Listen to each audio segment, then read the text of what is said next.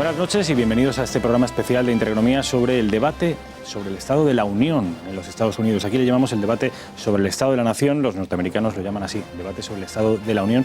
Es el segundo debate en el que comparece el actual presidente de los Estados Unidos, Donald Trump.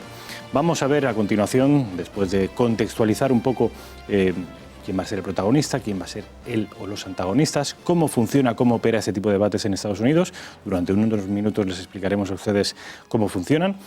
Y después pasaremos a ver, eso sí traducido, el debate sobre el Estado de la Unión completo, íntegro. Antes, sin embargo, me gustaría presentarles a las personas que nos van a ayudar a comprender quién son los protagonistas, quién no lo son, qué ha ocurrido y, en fin, cómo van los Estados Unidos, cómo funcionan después de 2 años de Donald Trump. 2 años en los que los agoreros advertían de que llegados a este momento, 2019, Estados Unidos poco más o menos que sería un infierno de todo tipo, y creo que la realidad no es tan así. Carlos Esteban, buenas noches. Buenas noches. Es periodista de La Casa y es analista internacional, experto en los Estados Unidos y una de las pocas personas en España y en Europa que advertía que la candidatura de Donald Trump... poca broma con ella, y finalmente Donald Trump se hizo con la presidencia. Carlos Esteban, un primer titular respecto de lo que hemos visto esta pasada semana, el debate sobre el Estado de la Unión. Bueno, yo lo que creo que hemos visto, hay 2 cosas que me parecen bastante interesantes, fundamentales, que no se refieren solamente al Estado de la Unión, pero que al debate, pero que el debate ha puesto bastante de manifiesto. Por un lado es que Donald Trump, todos sabemos de qué va, qué es lo que quería, por qué le odia a todo el mundo, y vemos que las cosas que quiere conseguir no las está consiguiendo. O sea que mucho sigue habiendo de eso que advertíamos al principio, o advertíamos incluso antes de que llegara, de que no le iban a dejar gobernar exactamente. También estamos viendo, por el otro lado, como segundo aspecto, es que sus rivales directos, oficiales, por así decir, se están radicalizando de una manera que nos parecería imposible hace unos años, en un partido norteamericano como es el demócrata, un partido como el que ha sido el de Kennedy o el de Truman o de tantos presidentes que se consideran pues absolutamente formales, de derechas, ya sabes, el yanqui de toda la vida, y sin embargo ahora se están convirtiendo en un partido bastante radical y bastante de izquierdas. Bueno, paso enseguida a presentarles cuál es el segundo analista, el segundo contertulio de esta noche, que también nos va a ayudar a entender en qué consiste esto de los debates sobre el Estado de la Unión. Antonio Camuñas, buenas noches. Buenas noches. Antonio Camuñas ha sido el presidente de la Cámara de Comercio España-Estados Unidos y además es un español que vive a caballo entre España y los Estados Unidos, de manera que es también una persona que conoce, incluso de primera mano, la realidad norteamericana. Antonio, ¿cuál es tu opinión respecto a este segundo debate del Estado de la Unión de Donald Trump, como diría Nicolás Maduro? Trump. Sí, pues vamos a ver, este segundo debate era un debate difícil para Trump, primero porque venía precedido de una polémica con el cierre del gobierno. De hecho, hubo un momento en que parecía que no iba a poder celebrarse y se ofrecía otro sitio para llevarlo a cabo, pero en última instancia se ha celebrado con la circunstancia de que es la primera vez que el presidente no tiene mayoría en el Congreso, es decir, los republicanos no tienen mayoría en el Congreso, de ahí que la speaker esta vez fuera Nancy Pelosi, la líder de la mayoría demócrata, y que hubiera una amplia representación de mujeres del Partido Demócrata, de esas que en buena parte ha reflejado antes Carlos, que son claramente izquierdistas, es decir, verdaderamente radicales dentro del ala del Partido Demócrata, y era un compromiso importante para Trump que yo creo que ha salvado con bastantes buenas calificaciones. Vamos a hacer, esta realidad política nos es ajena a la mayoría de los españoles, de manera que os voy a pedir un ejercicio extra de pedagogía. Decías, Antonio, que Donald Trump se ha enfrentado al cierre del gobierno. ¿Cómo es esto? ¿Cómo que se cierra el gobierno? Cuéntanos. Bueno, vamos a ver, para que el gobierno funcione, el Congreso tiene que habilitar los fondos necesarios para que todo pueda seguir funcionando. si en un momento dado no se aprueban las partidas para que eso se lleve a cabo, pues hasta que el Congreso dé la aprobación para que esos fondos se liberen, pues sencillamente la Administración no puede funcionar.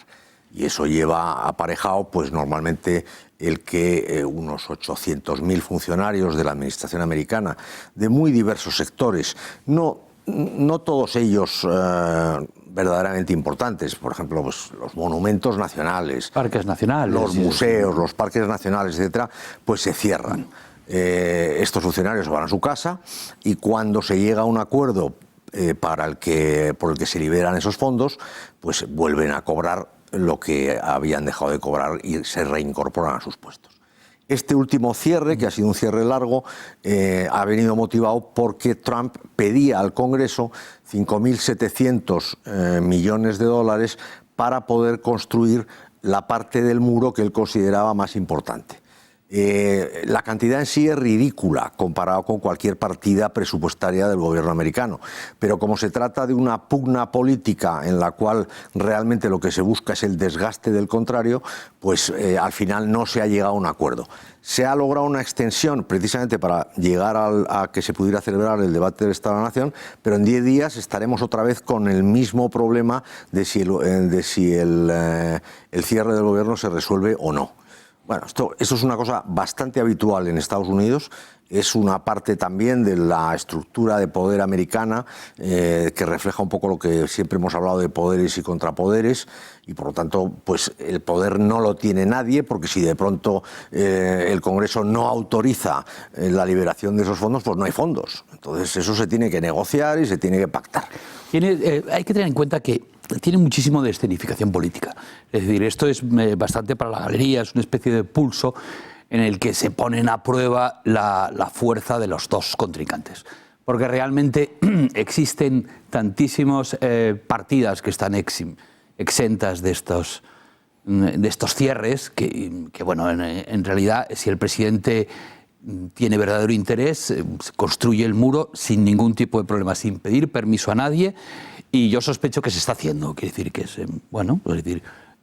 puede recurrir a fondos extraordinarios, de emergencia, de cualquier tipo de cosa. Estamos hablando de un país como Estados Unidos, en el que los fondos se cuelan. Sí, pero fíjate que de todas maneras el presidente, que ha amagado con utilizar fondos de emergencia, ahí se ha visto pillado porque quiere hacerlo abierto, porque quiere que cedan, porque quiere conseguir esa victoria, que es fundamental en una victoria política. No quiere construir meramente el muro, quiere que el Congreso oficialmente apruebe la construcción del muro. Yo creo que esa es la parte importante. Simplemente con el tema de la seguridad nacional, por ejemplo, es fácil conseguir fondos para eso.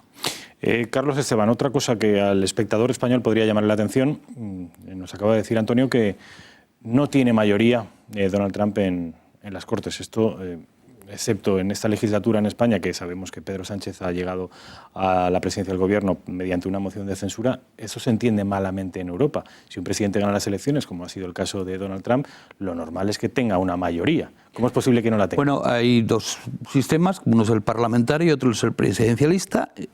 Esto pasa en Estados Unidos, pasa como en Francia. En Francia existía la célebre cohabitación, que es que obligaba a un presidente de derechas tener un primer ministro de izquierdas o al revés, y es muy normal porque se eligen no solo en elecciones diferentes, sino además en periodos diferentes. De cualquier manera, hay que matizar que, bueno, estamos hablando de un sistema bicameral, que las cámaras no coinciden exactamente. El Senado de allí no es el Senado de aquí, es muchísimo más importante. Y tampoco la Cámara de Representantes es exactamente... la Cámara de Representantes no es el Senado, ni el Senado es lo que aquí llamamos el Congreso. Ellos llaman el Congreso a todo, a la unión de los dos, pero allí en el Senado, por ejemplo, que es especialmente importante, mantienen la mayoría los republicanos. Es decir, donde han perdido la mayoría ha sido en la Cámara de Representantes. El debate que vamos a ver se escenifica en la Cámara de Representantes. Se escenifica en el Capitolio, en Washington, en una sesión conjunta entre ambas cámaras. el Congreso y el Senado. Esta es la realidad política de los Estados Unidos, segundo debate sobre el Estado de la Unión de Donald Trump. Me gustaría que me hablarais con respecto de la realidad económica de los Estados Unidos. Antonio, se advertía, se auguraba unos escenarios catastróficos para un presidente proteccionista, nacionalista, que iba a bloquear prácticamente el comercio no solo norteamericano, sino mundial. ¿Cuál es la realidad hoy en día de la economía americana? Bueno, la economía americana es obvio que ha experimentado un crecimiento muy importante, derivado en muy buena parte de entrada a raíz del paquete de reforma fiscal que pasa el presidente, que además favorece una repatriación gigantesca de fondos de multinacionales norteamericanas que estaban aparcados fuera del país porque el impuesto de sociedades norteamericano era de los más altos del mundo. Al regresar ese dinero, obviamente, eso se traduce en inversiones, eso se traduce en nuevos puestos de trabajo y al final las cifras son muy elocuentes. El paro está en mínimos históricos desde hace 50 o 60 años. Las minorías, que es una cosa que se ha aplaudido mucho en el propio discurso, es decir, tanto la minoría negra como la minoría hispana, como las mujeres, de hecho el 58% de las mujeres representan los nuevos trabajos en Estados Unidos, es decir, no hay paro tal y como lo podríamos entender, es un paro puramente estructural y por tanto la economía va bastante bien.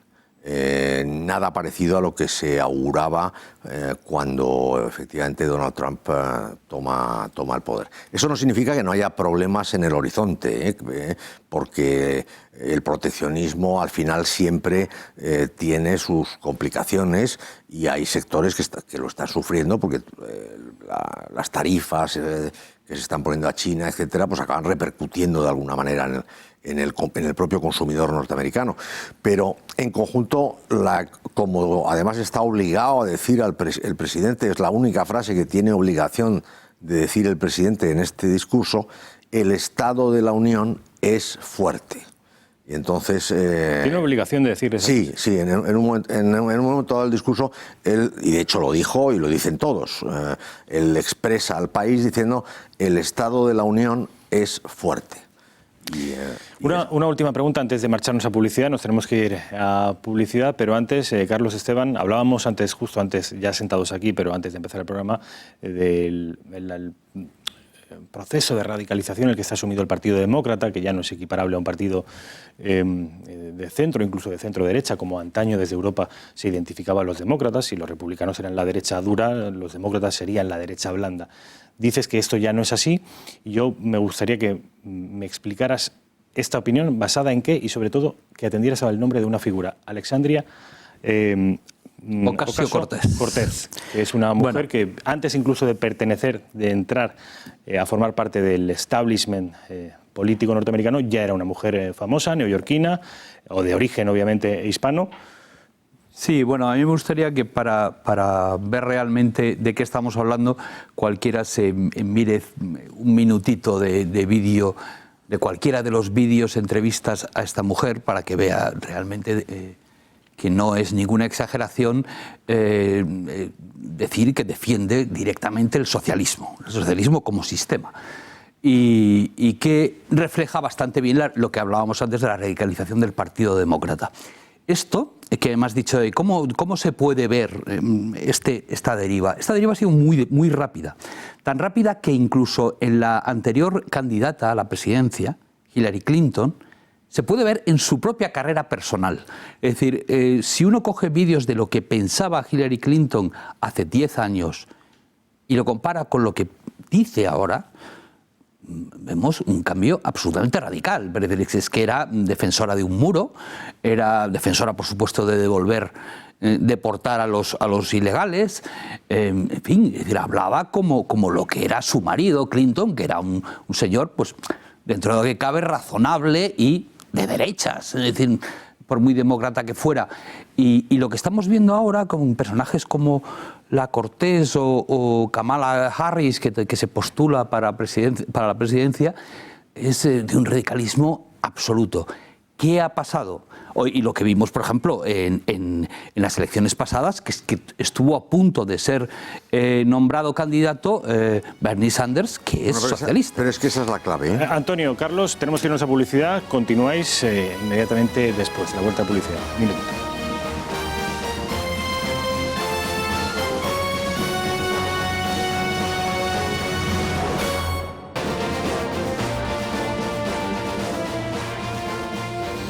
Bienvenidos de nuevo a este programa especial sobre el debate sobre el Estado de la Unión, el segundo debate sobre el Estado de la Unión de Donald Trump. Estamos hablando de ese proceso de radicalización en el que está sumido el Partido Demócrata.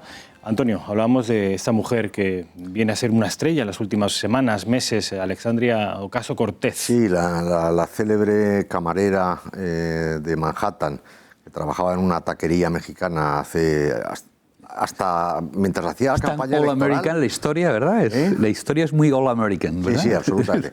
Es una chica muy atractiva, pero hilando con lo que decía Carlos justo antes del corte publicitario, la realidad es que de pronto en el Partido Demócrata se dan cuenta de que el 40% de los votos de la convención los tiene Bernie Sanders, que es un senador de Vermont muy mayor, absolutamente marxista.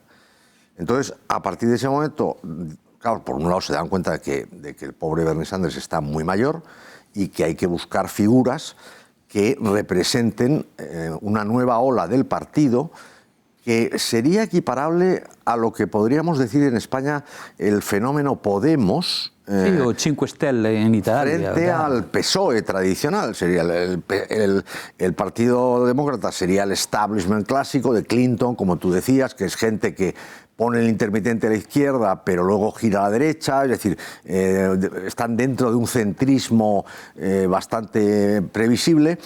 Y de pronto hay que buscar estas figuras rompedoras, atractivas, que vengan con unos mensajes radicales que a mi juicio y a la postre van a complicar muchísimo el mensaje del Partido Demócrata de cara a las próximas elecciones. Porque claro, Alexandria Ocasio está planteando el 70% de imposición a todo el mundo. Está planteando una cosa que ella llama el Green Deal, frente al New Deal, que es hacer toda la economía verde. 100% del fin de emisiones en 10 años. O sea, 10 años que no se emita ni un gramito de... Claro. Entonces, son programas de un maximalismo que primero va a llevar al partido a radicalizarse todavía más. Por lo tanto, a mí no me extraña que las encuestas que ha dado la CBS y han dado algunas otras cadenas no particularmente propias, favorables a Trump, vengan a decir que el 70% de la gente que ha visto el discurso está de acuerdo con lo que ha dicho Trump, porque verdaderamente el americano medio, y antes lo comentaba Carlos, se va a encontrar en una situación muy difícil, que es decir, ¿pero esto qué es? ¿Nos hemos ido hacia el socialismo más radical de repente o cómo es la...? Hay cierto sentido de urgencia, si me permites un segundo, que es el tema demográfico. Es decir, la entrada masiva de inmigrantes, sobre todo de hispanos y tal, está a punto de cambiar completamente las escalas y hacer que ya en determinados estados nunca más se vaya a votar republicano. Eso es muy importante. O sea, el hecho de que ganara Trump no las elecciones, sino la propia candidatura republicana, entre 16 aspirantes, se explica en buena parte por eso. Buena parte de o ganamos esta y cerramos el muro, o los republicanos no vuelven a ganar la Casa Blanca en décadas. Sí, por ejemplo, Texas es un estado que ha sido republicano durante décadas y décadas, y en las últimas elecciones, precisamente estas elecciones parciales, al Congreso lo que han reflejado es que las grandes ciudades, todas ellas, ya votan demócrata y solo las zonas más rurales votan republicano, con lo cual serán estados que se pueden perder con mucha facilidad, ¿no? Vamos a ver, hemos extraído una pieza dentro de ese discurso íntegro que van a ver dentro de muy poquitos minutos, relativa a algo de lo que se ha comentado esta noche, el muro de México y la voluntad férrea de Donald Trump de construirlo. Bien. El Estado sin ley de la frontera sur es una amenaza para la seguridad y para el bienestar financiero de todo Estados Unidos. Tenemos la obligación moral de crear un sistema de inmigración que proteja las vidas y los trabajos de nuestros ciudadanos. La mayoría de esta Cámara votó a favor de construir el muro, pero el verdadero muro nunca se construyó. Yo lo construiré. Me llama la atención siempre ese personalismo. Yo, no los demócratas, no el gobierno. Yo, Donald Trump. Yo lo construiré. Carlos. No, tiene razón para ser personalista, porque ha ganado contra los republicanos, no con el favor de los republicanos. Es decir, acordaos de las elecciones. Fue una cosa casi vergonzosa. Los Never Trumpers, o sea, el grupo enorme y prestigiosísimo de senadores, congresistas y tal, que iban directamente contra y que se manifestaban contra el propio presidente de su partido, o sea, presidente siendo de su partido.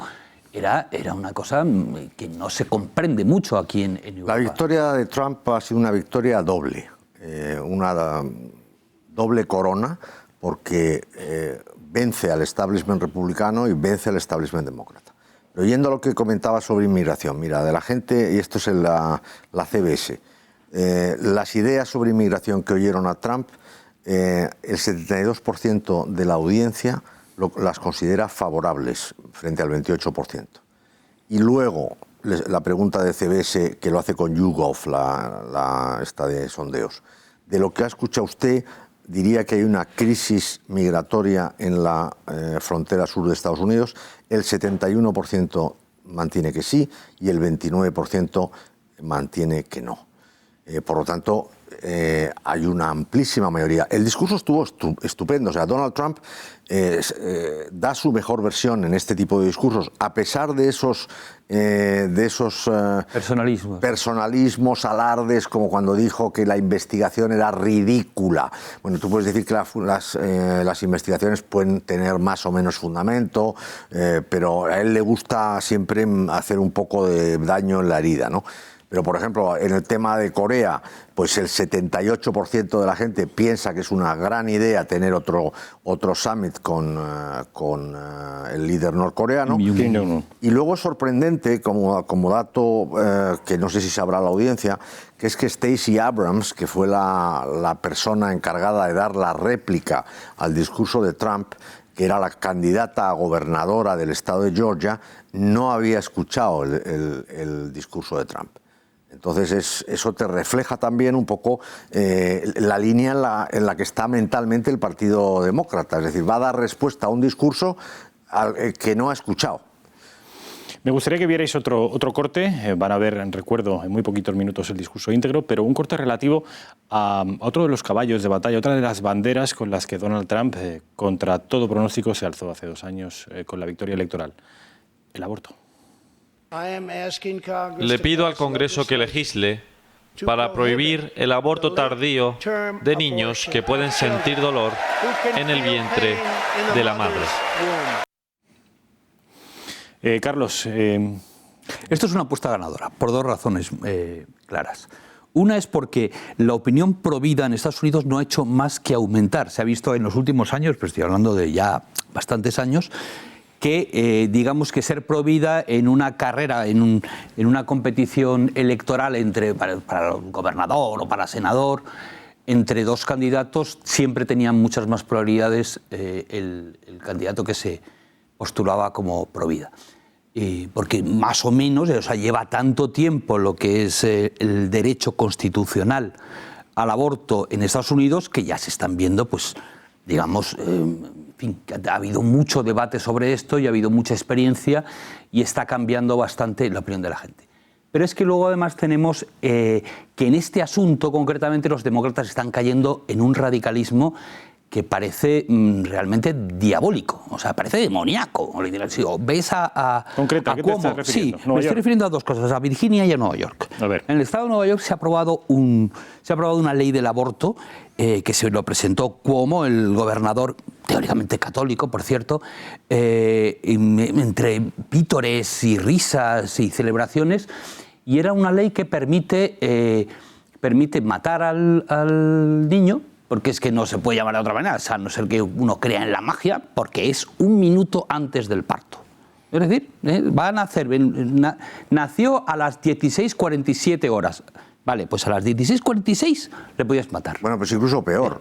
No, y luego está el tema de en Virginia, que una delegada propone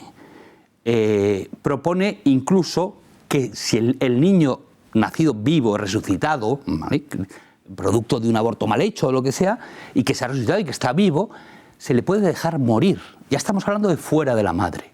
Si la madre no lo quiere. Eso ya es un infanticidio. Exacto, pero es que estamos llegando a eso. Pero entonces, eso es una reacción de una radicalidad tan poco racional, que obedece además precisamente a la política de Trump, de ser una política muy provida, y a los 2 jueces que ha conseguido que sean aprobados para el Tribunal Supremo. Antonio, pero hace unos años el aborto lo puedes vender, como nos lo vendieron aquí, pues yo que sé, El País y todos estos que se encargan de vender los nuevos experimentos, lo puedes vender con casos excepcionales, estamos hablando. Pero es que aquí estamos cayendo en algo que es invendible, es decir, que nadie que tenga ojos puede creer que en un minuto un ser es una parte de la madre completamente indistinguible de ella, y al minuto siguiente es un ser humano pleno de derechos y tal. No, es imposible. O sea, hay que creer en la magia, hay que creer que sucede, que viene un hada y pone una varita. Bueno, y además, como la industria del aborto ha tomado unas derivadas que con el tráfico de órganos infantiles, etcétera, y Planned Parenthood. Sí, ya digamos que todavía es más evidente.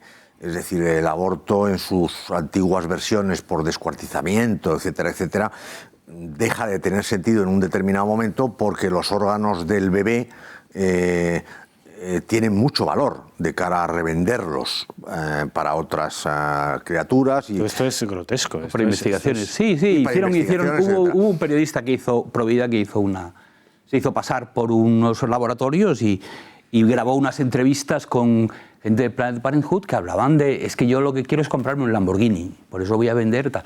Y te quedas completamente...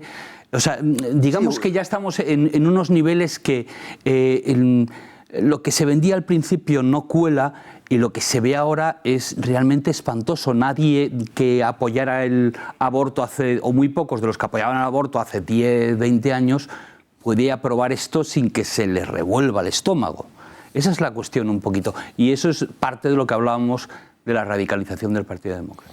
Veo el panorama, Antonio, nos queda muy poquito tiempo, 2 minutos, el panorama absolutamente... las posturas están cada vez más alejadas. Estados Unidos está atrincherado, al menos que yo recuerde, como nunca lo había visto. Bueno, lleva ya tiempo atrincherado. Ya Obama intentó ser una especie de unificador, de pacificador, de mesías después de la crisis económica. No lo consiguió, a pesar de que el mundo entero le dio ese papel y con enorme entusiasmo él se dedicó a proclamarlo. Y Obama era un candidato ya anti-establishment, que bate de hecho a la Hillary Clinton en plena forma, dominando el Partido Demócrata, con su marido mucho más joven. Es decir, o sea que ya Obama es un candidato anti-establishment. Trump es otro aldabonazo en esa línea. El país está muy dividido y probablemente seguirá estándolo, porque estamos en un mundo en el que la polarización a la que nos enfrentamos por medios de comunicación, las redes sociales, etcétera, pues no creo que dejen mucho margen para la unidad, ¿no? Bueno, pues este es el panorama que tienen ahora mismo los norteamericanos. No es bueno este proceso de polarización y de radicalización política que padece la primera potencia del mundo. No es bueno para ellos, no es bueno para nadie. No es bueno para el resto de países del mundo tampoco. Pero sí es interesante ver este debate sobre el Estado de la Unión, porque, como digo, el protagonista y los antagonistas tienen los perfiles cada vez más marcados. Y es un debate que, como decía antes Antonio Camuñas, en el que el presidente de los Estados Unidos está particularmente brillante. Carlos Esteban, ha sido un placer, mil gracias. Igualmente. Antonio Camuñas, un placer, mil gracias. Les dejo, queridos espectadores, con este programa especial, este debate sobre el Estado de la Unión, el segundo del presidente norteamericano Donald Trump. Representantes a mano izquierda de su televisión del Partido Republicano. Hay otros demócratas que están en la parte de derecha de sus pantallas. Hay personas, estos congresistas, que han esperado horas para poder estar junto a la entrada del Capitolio para poder estrecharle la mano al presidente Trump. Está con nosotros esta noche Hilda Solís, de la Junta de Supervisores del Condado de Los Ángeles, ex secretaria de Trabajo bajo la administración del presidente Obama, y Carlos Curbelo, ex congresista de la Florida, analista político de Telemundo. Muchísimas gracias por estar con nosotros. Hilda Solís, quiero comenzar con usted. El presidente, sin lugar a dudas, va hoy a hablar de la economía, una economía que ha mejorado muchísimo en estos últimos años. Bueno, básicamente yo creo que, quiere unir el país, pero yo veo que no ha hecho lo que dice que quiere ser, crear más trabajos para la gente que ahorita no tengan un salario donde puedan mantener sus familias. Quiere todavía separar las familias que llegan de Centroamérica para seguir teniendo pues asilo aquí en este país también. En el Moro, nosotros sabemos que eso es un desastre, que los fondos para eso no nos va a ser bien, porque ya sabemos que inmigración ya falta el número que él dice que han llegado aquí, ya no es tanto problema como antes. También en el presupuesto no dio ayuda para las familias de mediano clase y especialmente de bajo ingreso. Esperamos que los demócratas van a seguir luchando, y en este momento yo sé que él también tiene temor del Partido Demócrata, especialmente a la mujer que está allá atrás de él. Bueno, y eso es importante, Hilda Solís, mencionar que ahora el presidente saluda a la presidenta de la Cámara de Representantes, Nancy Pelosi de California, junto al vicepresidente, que estarán detrás del presidente en todo momento. Ya va a comenzar en unos pocos minutos el presidente Trump a hablar. Carlos Curbelo, brevemente lo que esperas esta noche.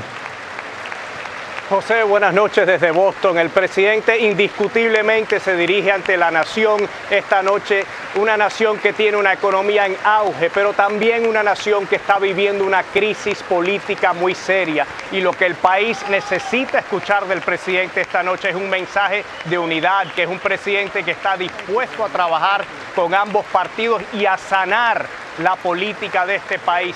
Sí, la economía va bien, eso es algo que se debe celebrar, pero también tenemos que pasar la página. Y además está por primera vez, esta vez, el presidente hablando frente a 6 u 8 representantes, senadores que quieren ser presidentes para las elecciones presidenciales del año que viene.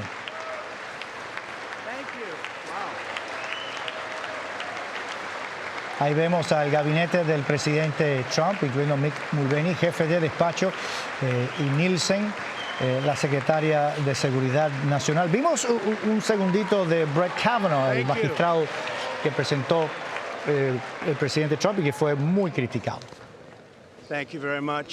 Muchas gracias. Señora Presidenta, señor Vicepresidente, miembros del Congreso, Primera Dama de los Estados Unidos,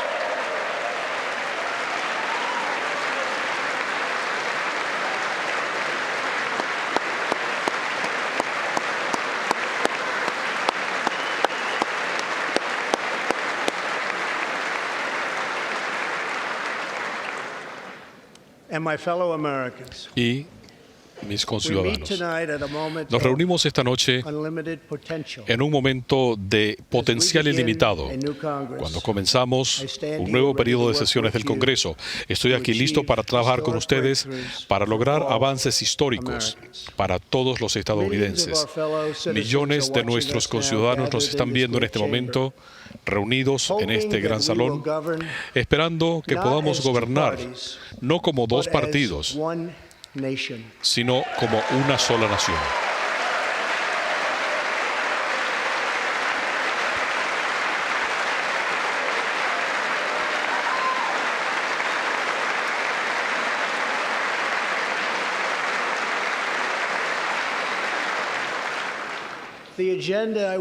La agenda que voy a presentar esta noche no es una agenda republicana o una agenda demócrata. Es la de Estados Unidos exigir un comercio justo para los trabajadores estadounidenses, reconstruir y revitalizar la infraestructura de la nación, reducir el precio de la atención médica y los medicamentos recetados, crear un sistema de inmigración que sea seguro, legal, moderno y seguro, y tener una política exterior que ponga primero los intereses de Estados Unidos.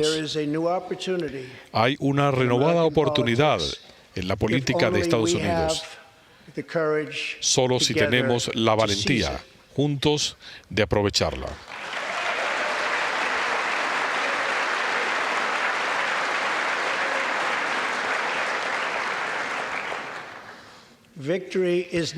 La victoria no es ganar para el partido. La victoria es ganar para el país.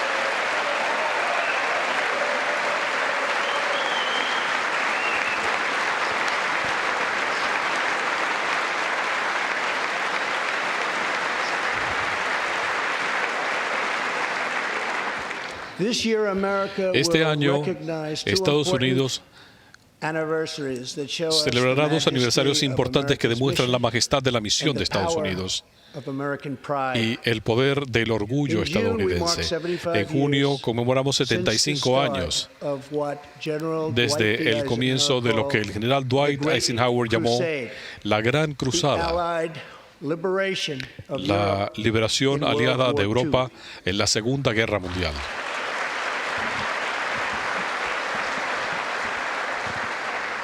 En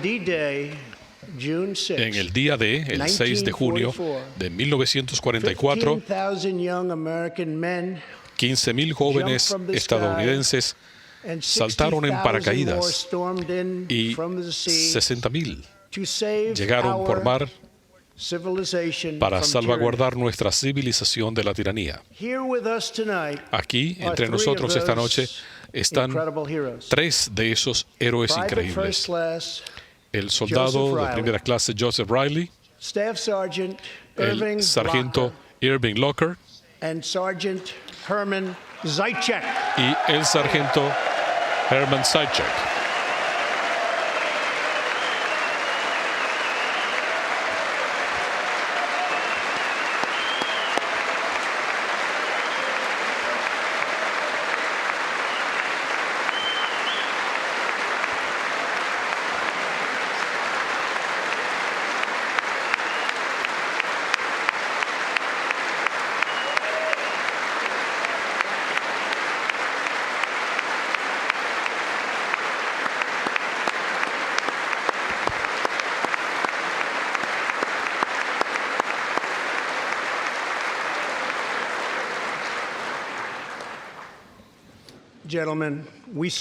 Caballeros, los honramos.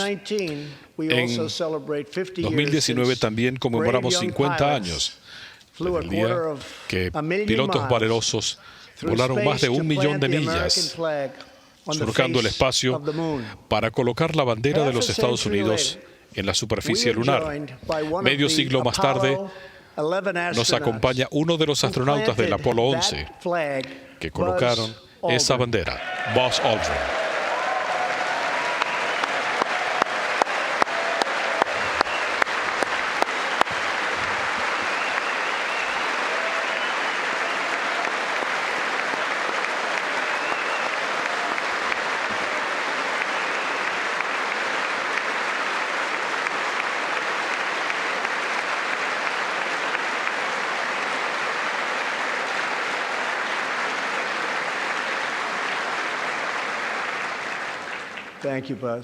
Gracias, Buzz.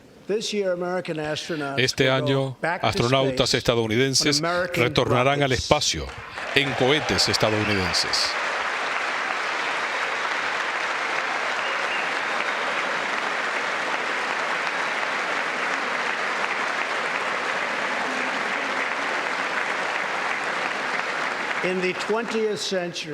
En el siglo XXI, Estados Unidos ha defendido la libertad, transformado la ciencia, redefinido la clase media y, en el fondo, no hay nada en ninguna parte del mundo que pueda competir con Estados Unidos.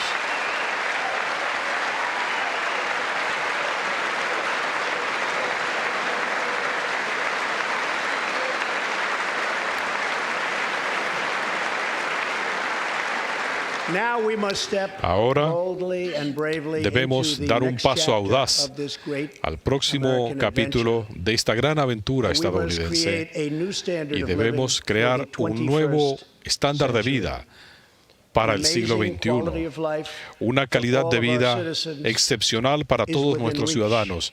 Eso es algo accesible. Podemos hacer a nuestras comunidades más seguras, a nuestras familias más fuertes, nuestra cultura más rica, nuestra fe más profunda y nuestra clase media más amplia y próspera que nunca antes.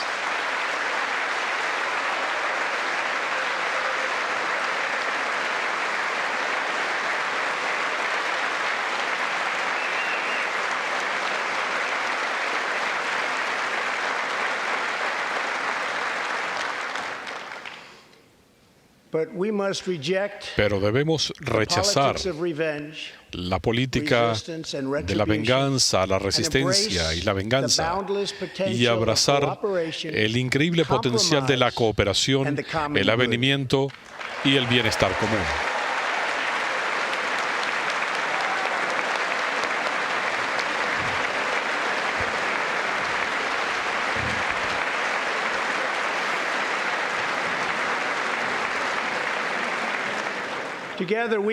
Juntos podemos romper décadas de estancamiento político, podemos tender puentes sobre todas las divisiones, sanar viejas heridas, forjar nuevas coaliciones, encontrar nuevas soluciones y liberar la extraordinaria promesa del futuro de Estados Unidos. La decisión tenemos que tomarla. Debemos elegir entre la grandeza o el estancamiento, resultados o resistencia, visión o venganza, progreso increíble o destrucción sin sentido. Esta noche yo les pido que optemos por la grandeza.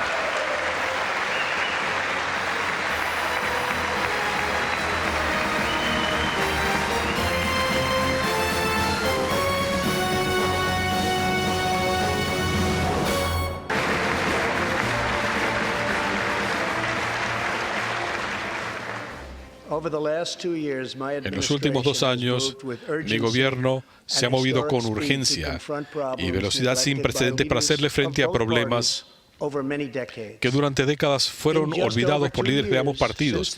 En apenas 2 años, desde el día de las elecciones, hemos lanzado un desarrollo económico sin precedentes, algo que no se había visto antes, algo sin precedentes. Hemos creado 5.300.000 nuevos empleos y hemos añadido 600.000 nuevos empleos en el sector manufacturero, algo que prácticamente todos decían que era imposible lograr. Pero la realidad es que apenas estamos comenzando.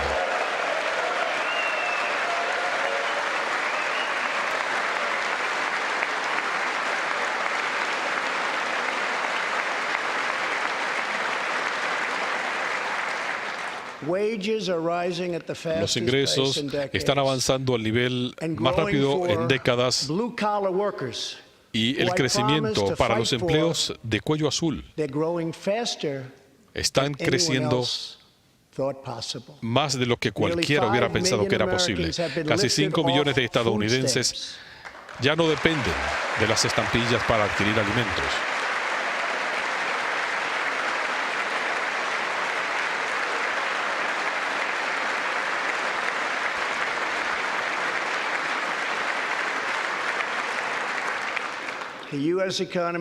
La economía de Estados Unidos está creciendo casi 2 veces más rápido hoy que cuando yo asumí el cargo. Y se nos considera que somos la economía más dinámica del mundo. Nada se le compara. El desempleo está en su punto más bajo en casi medio siglo.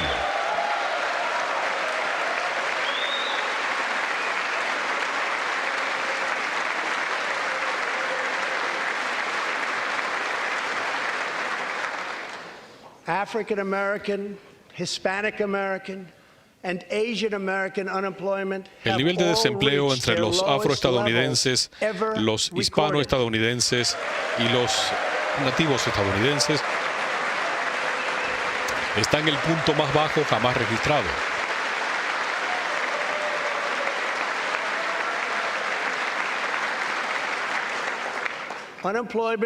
El desempleo para estadounidenses con discapacidades también está en su punto más bajo de la historia.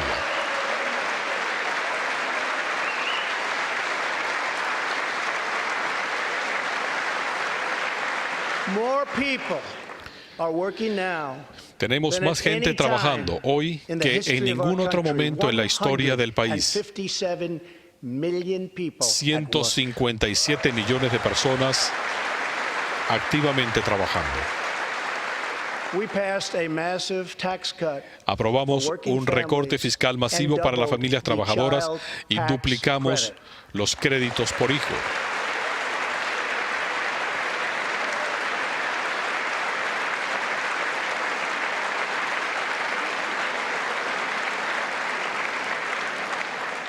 Virtualmente le hemos puesto fin al impuesto sucesoral para pequeños negocios, granjas y para emprendimientos agrícolas familiares.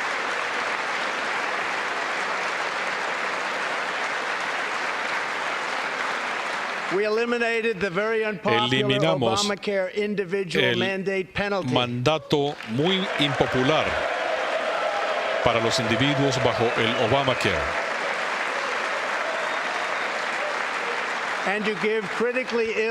Y le hemos dado a los pacientes con enfermedades graves acceso a medicamentos que les pueden salvar la vida. Aprobamos algo muy importante, el derecho a probar.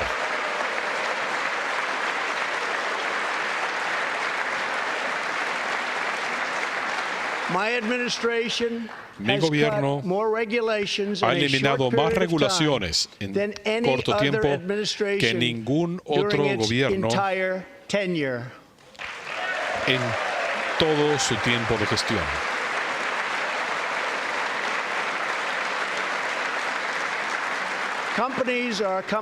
Las empresas están regresando a nuestro país en números considerables gracias a nuestra histórica reducción en los impuestos y regulaciones.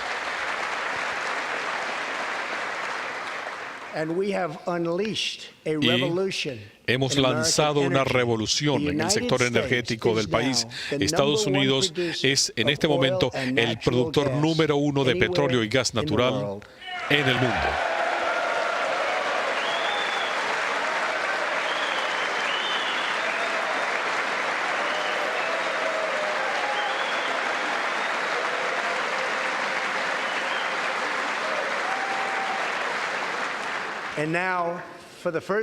Y ahora, por primera vez en 65 años, somos exportadores netos de energía.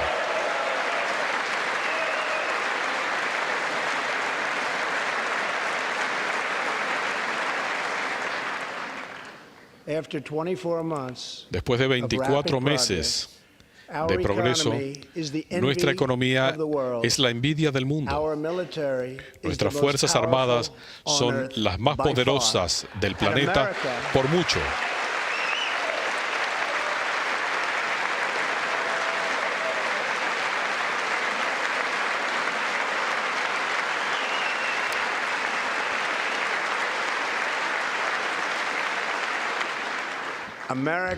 Y Estados Unidos nuevamente está ganando todos y cada uno de los días.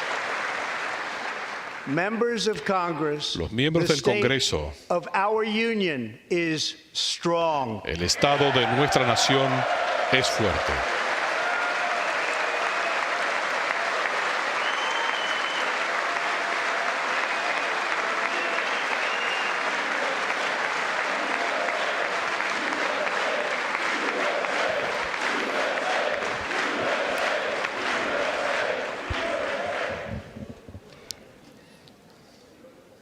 That sounds so good. Suena muy bien. Nuestro país es vibrante y nuestra economía está prosperando como nunca antes. El viernes se anunció que sumamos otros 304.000 empleos solo en el último mes, casi duplicando la cifra que se esperaba.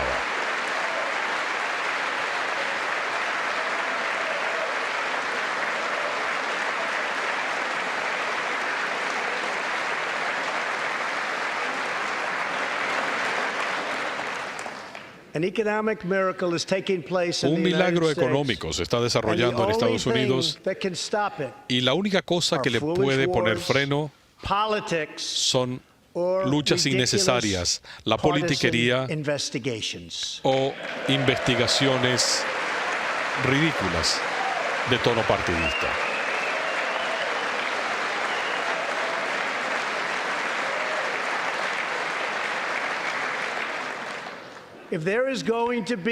Si queremos tener paz y legislación, no podemos tener guerra e investigación.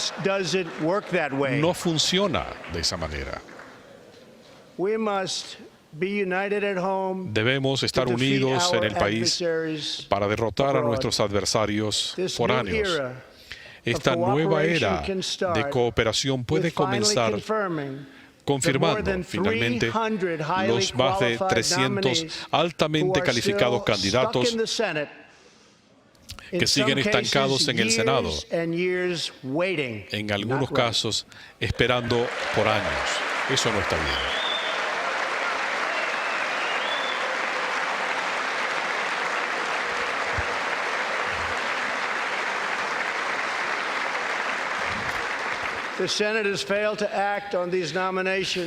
Si los senadores no actúan sobre estos nombramientos, lo cual es injusto para los nominados y es muy injusto para nuestro país, ha llegado el momento de una acción bipartidista. Créanlo o no, ya hemos demostrado que esto es posible.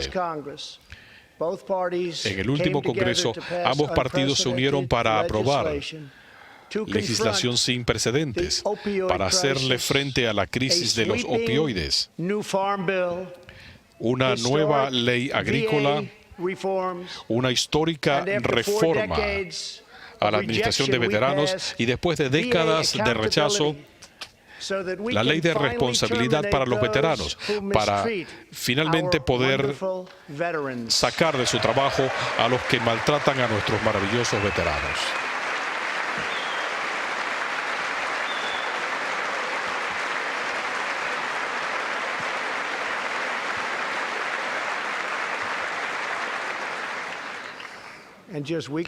Y hace solo unas semanas, ambos partidos se unieron para la crucial reforma al sistema de justicia criminal. Y se decía que no se podía lograr.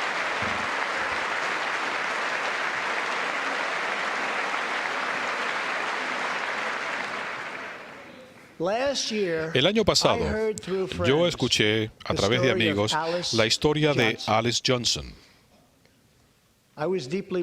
Me conmovió profundamente. En 1997, Alice fue sentenciada a cadena perpetua como una persona que había cometido por primera vez un delito no violento relacionado con drogas. Durante los siguientes 22 años, ella se convirtió en una ministra en la prisión, inspirando a otros a optar por un camino mejor. Ella ha tenido un impacto enorme en la población de reclusos y más allá. La historia de Alice subraya las discrepancias e injusticias que pueden existir en el sistema de justicia criminal y la necesidad de remediar esta injusticia total. Ella sirvió casi 22 años y se esperaba que siguiera en prisión por el resto de su vida. En junio, yo conmuté la sentencia de Alice cuando vi a su hermosa familia saludándola en las puertas de la prisión, abrazándola, besándola, llorando y riéndose. En ese momento supe que había algo correcto, que había hecho lo correcto. Alice está aquí esta noche y es una mujer fabulosa. Alice.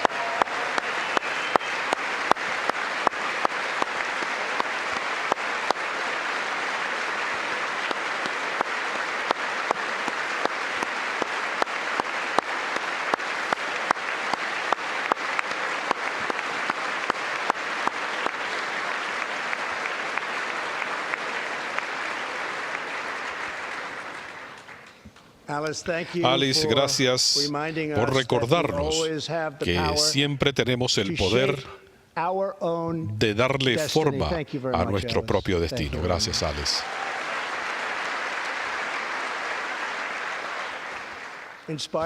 Inspirada por historias como la de Alice, mi gobierno ha trabajado estrechamente con miembros de ambos partidos para promulgar el proyecto de ley Primer Paso.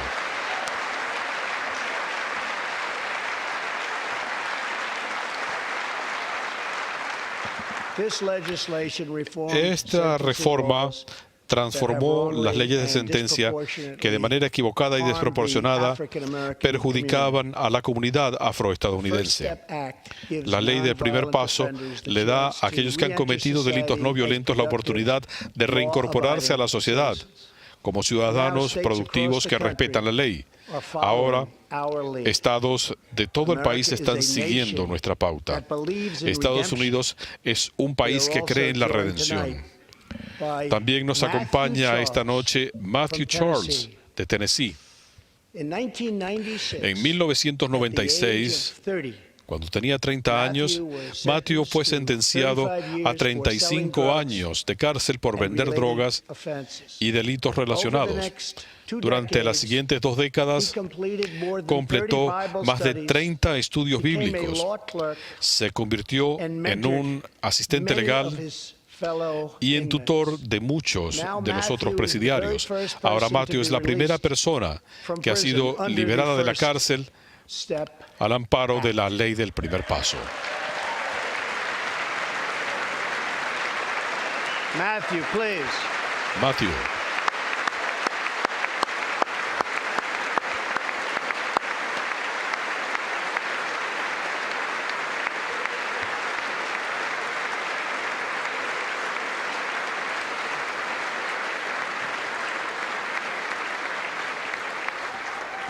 Thank you, Matthew. Gracias, Matthew. Welcome home. Bienvenido a casa.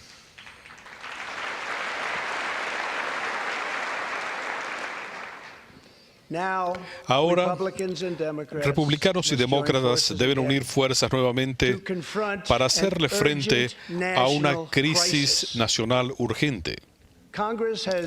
Al Congreso le quedan 10 días para aprobar un proyecto de ley que garantice los fondos para el gobierno, que proteja a nuestra patria y le dé seguridad a la peligrosa frontera sur. Este es el momento para que el Congreso le muestre al mundo que Estados Unidos está decidido a ponerle fin a la inmigración ilegal y a sacar del negocio a los despiadados coyotes, a los cárteles, a los narcotraficantes y a los traficantes de personas.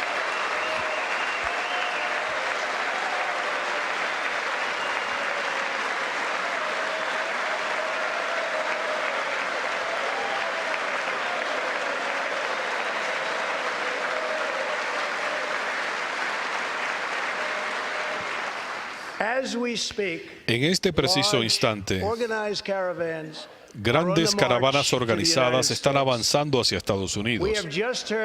Hemos escuchado que ciudades en México,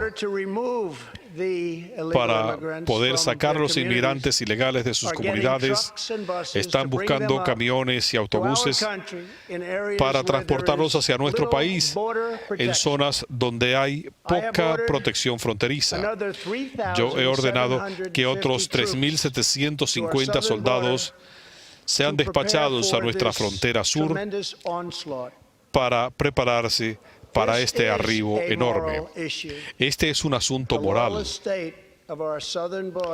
El Estado sin ley en nuestra frontera sur es una amenaza para la seguridad y bienestar financiero de todos los estadounidenses. Tenemos la responsabilidad moral de crear un sistema de inmigración que proteja las vidas y empleos de nuestros ciudadanos. Esto incluye nuestra obligación con los millones de inmigrantes que ya viven aquí, que han seguido las reglas y respetan nuestras leyes. Los inmigrantes legales enriquecen nuestra nación y fortalecen nuestra sociedad de formas innumerables.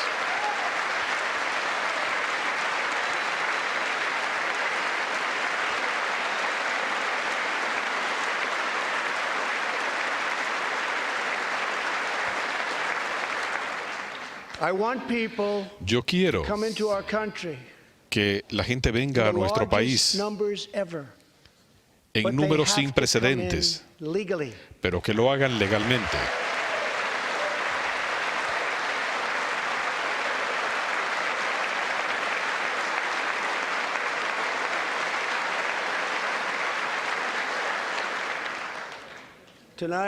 Esta noche les estoy pidiendo que defiendan nuestra peligrosa frontera sur con amor y devoción hacia nuestros conciudadanos y a nuestro país. No hay un tema que ilustre más claramente la división entre la clase trabajadora de Estados Unidos y la clase política de Estados Unidos que la inmigración ilegal. Políticos y donantes acaudalados insisten en fronteras abiertas, mientras que sus vidas transcurren detrás de muros y cercas y guardias.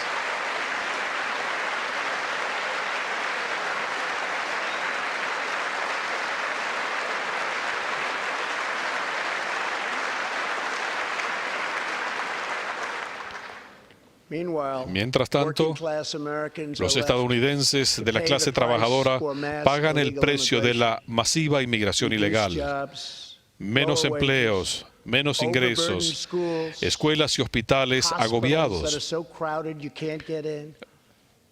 hospitales donde no hay cupo, un incremento del crimen y una red social que se está desgastando. La tolerancia hacia la inmigración ilegal no es compasión, en realidad es muy cruel.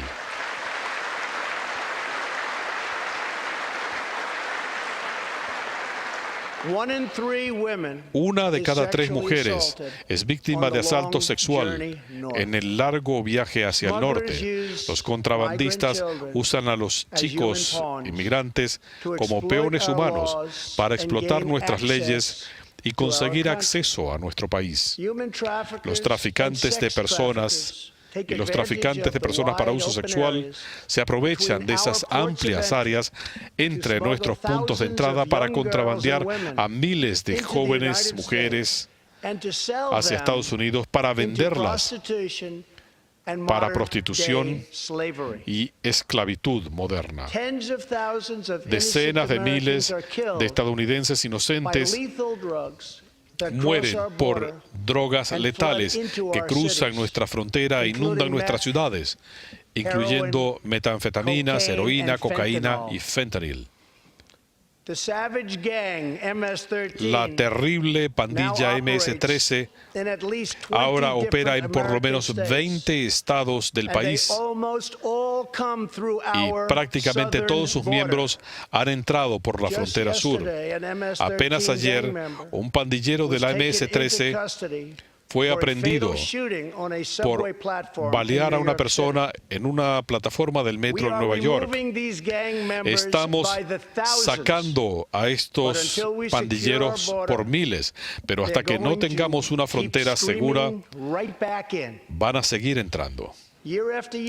Año tras año, incontables estadounidenses son asesinados por inmigrantes ilegales criminales. Yo he llegado a conocer a maravillosas madres ángel, padres y familias. Nadie jamás tiene por qué sufrir el terrible dolor que ellos tienen que sobrellevar. Esta noche está aquí Deborah Bissell, Hace apenas 3 semanas, los padres de Deborah, Gerald y Sharon, fueron víctimas de un robo y los mataron a tiros en su casa en Reno, Nevada, por un inmigrante ilegal. Eran octogenarios y dejan 4 hijos, 11 nietos y 20 bisnietos. También está aquí esta noche Gerald, la hija de Gerald y Sharon, Heather, y su nieta Madison. A Deborah, Heather, Madison, por favor pónganse de pie. Poca gente puede entender su dolor. Gracias por venir.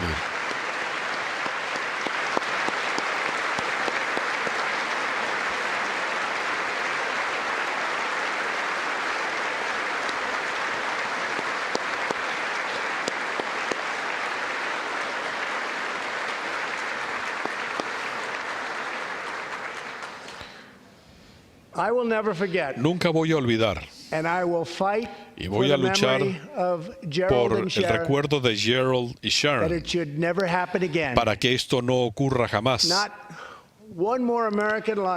Que no se pierda una sola vida más de un estadounidense porque nuestra nación no ha controlado una frontera muy peligrosa. En los últimos 2 años, nuestros valerosos funcionarios del Servicio de Inmigración hicieron 266,000 arrestos de criminales foráneos, incluyendo algunos acusados o convictos de casi 100,000 asaltos, 30,000 delitos sexuales y 4,000 homicidios. Esta noche nos acompaña uno de esos funcionarios y héroes, el agente especial del Servicio de Inmigración, Elvin Hernández.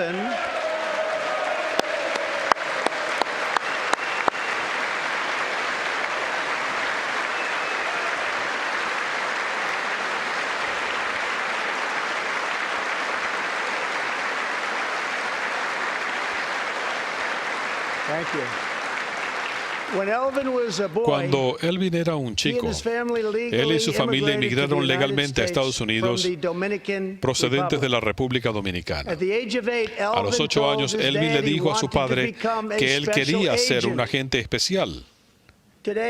Hoy, él encabeza investigaciones sobre esa plaga del tráfico sexual internacional. Elvin dice, si yo puedo asegurarme que estas jovencitas reciban justicia, realmente he hecho mi trabajo. Gracias al trabajo suyo y de sus increíbles colegas, más de 300 mujeres y niñas han sido rescatadas del horror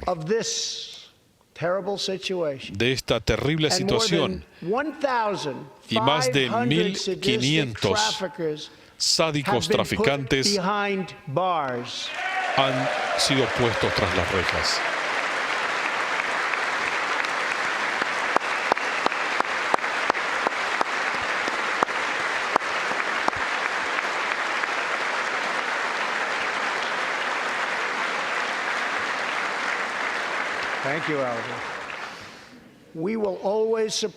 Siempre vamos a apoyar a los valerosos hombres y mujeres de nuestros cuerpos policiales. Y les prometo esta noche que jamás voy a abolir a nuestros héroes del Servicio de Inmigración.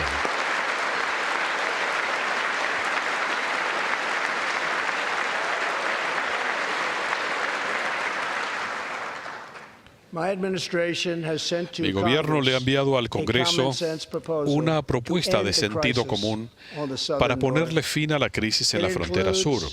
La misma incluye asistencia humanitaria, más funcionarios, detección de drogas en nuestros puntos de entrada, cerrar las brechas legales que permiten el contrabando de niños y planes para una nueva barrera física o un muro para la seguridad en vastas áreas entre nuestros puntos de entrada. En el pasado, mucha gente que está aquí presente votó por esa pared, pero la barrera nunca se levantó. Yo la voy a levantar.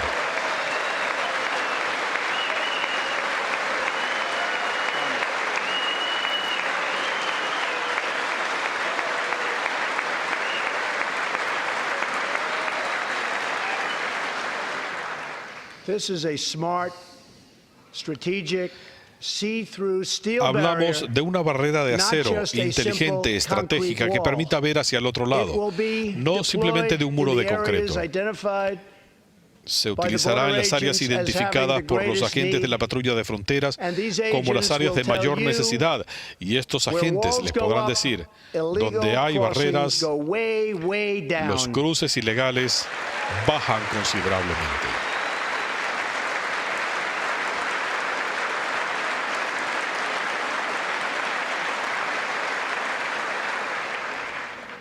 San Diego tenía uno de los puntos de mayor cruce ilegal en el país.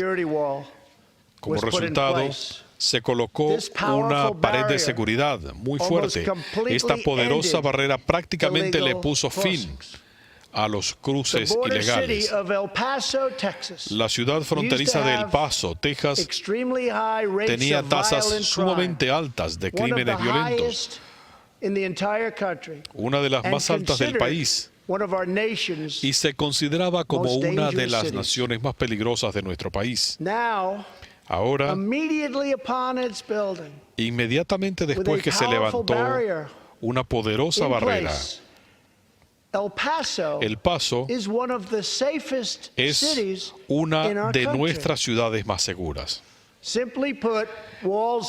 Dicho de manera simple, los muros funcionan y los muros salvan vidas.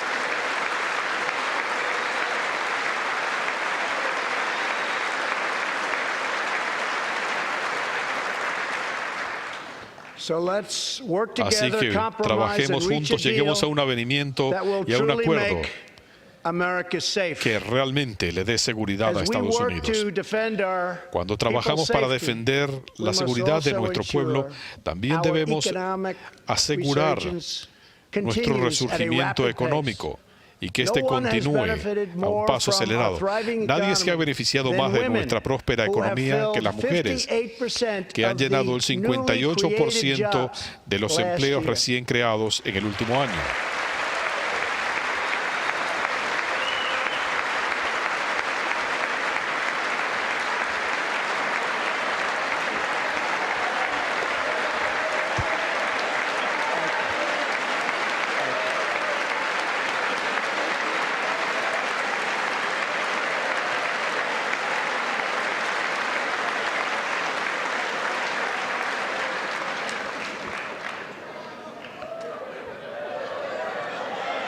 You weren't supposed to do that. Thank you very No se much. esperaba que hicieran eso, pero muchas gracias. All Americans can be proud Todos los estadounidenses pueden sentirse that we have orgullosos more women que in the tenemos workforce más mujeres than ever before. en nuestra fuerza laboral que en ningún otro momento.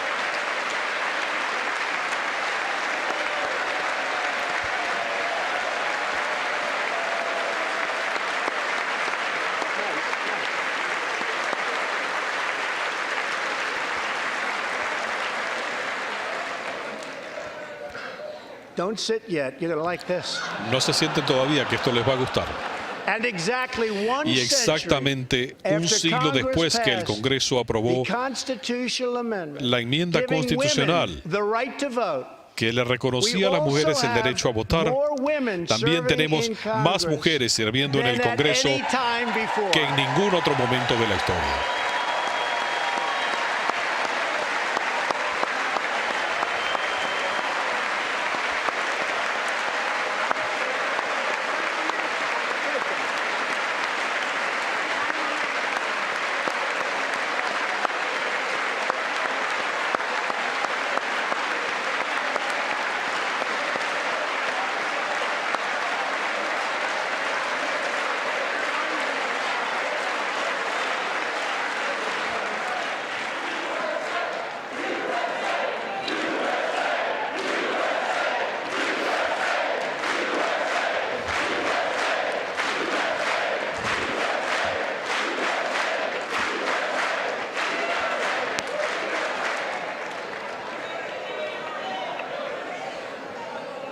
That's great. Es maravilloso. Very great. Felicitaciones. Como parte de nuestro compromiso para mejorar las oportunidades para las mujeres en todas partes, este jueves estamos lanzando la primera iniciativa en todo el gobierno concentrada en el empoderamiento económico para mujeres en países en desarrollo.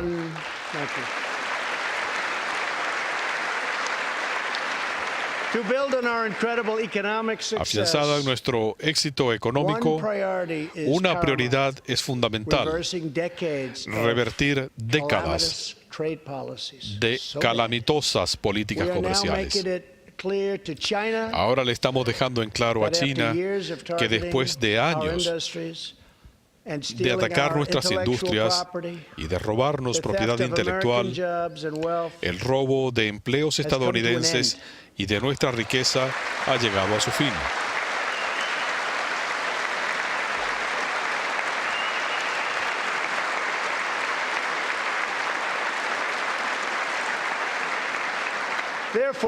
Por lo tanto, recientemente impusimos aranceles a $250.000 millones de bienes chinos y ahora nuestra tesorería está recibiendo miles de millones de dólares. Pero yo no culpo a China por aprovecharse de nosotros. Yo culpo a nuestros líderes y representantes por haber permitido que esta vergüenza ocurriera. Tengo un profundo respeto por el presidente Xi y estamos trabajando en un nuevo acuerdo comercial con China que debe incluir cambio real y estructural para acabar con prácticas comerciales injustas, eliminar nuestro déficit comercial crónico y proteger empleos estadounidenses.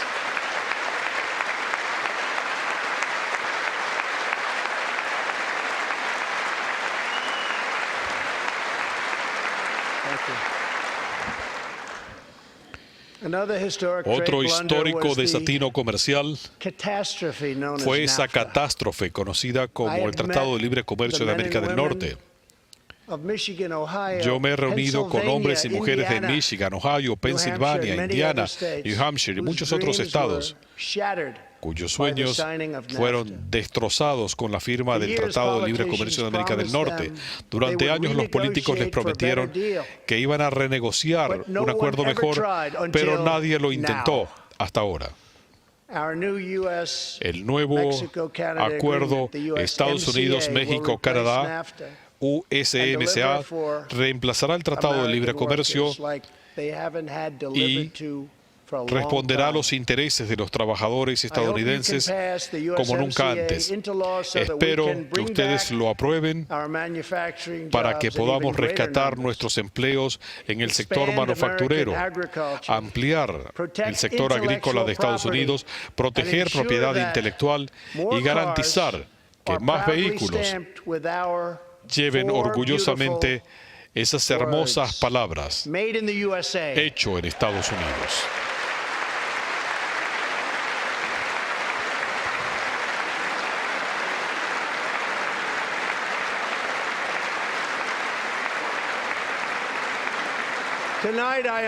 Esta noche también estoy pidiéndoles que aprueben la ley de comercio recíproco de Estados Unidos, para que si otro país le impone aranceles injustos a productos estadounidenses, podamos corresponder con los mismos aranceles sobre los mismos productos que ellos nos venden a nosotros.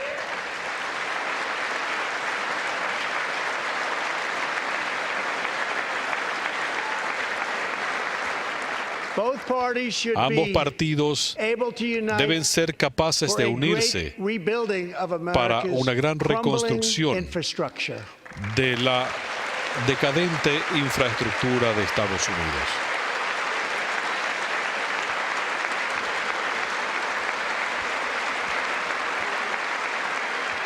Unidos. Yo sé que el Congreso está ansioso por aprobar una ley de infraestructura.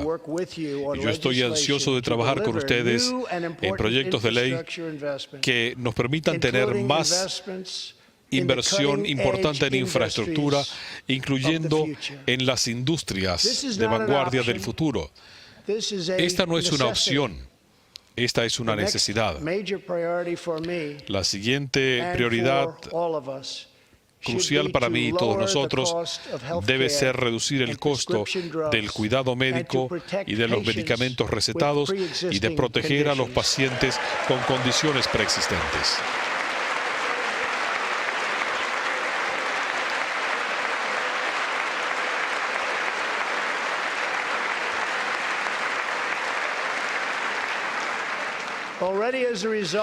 Ahora mismo, como resultado de los esfuerzos de mi gobierno en 2018, los precios de los medicamentos experimentaron su mayor declive en 46 años.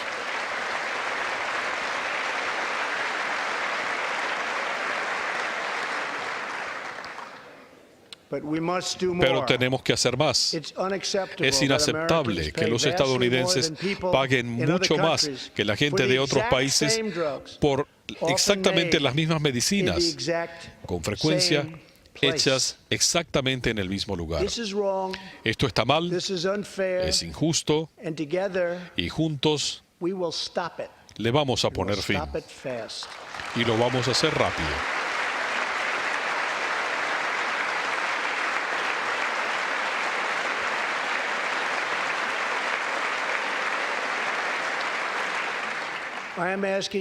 Le estoy pidiendo al Congreso que apruebe proyectos de ley que finalmente resuelvan el problema de los ventajistas globales y le dé justicia y transparencia de precios para los pacientes estadounidenses.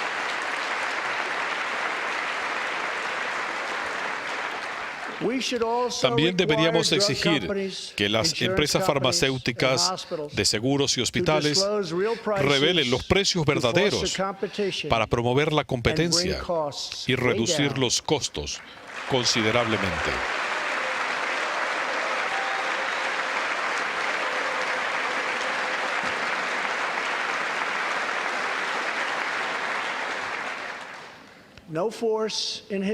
A lo largo de la historia, ninguna fuerza ha hecho más para promover la condición humana que la libertad de Estados Unidos. En años recientes,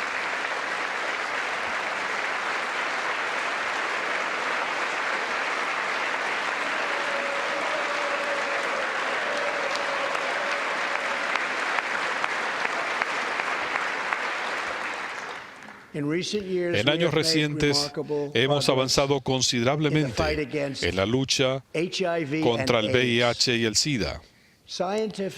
Los avances científicos nos han acercado a lo que fuera un sueño distante.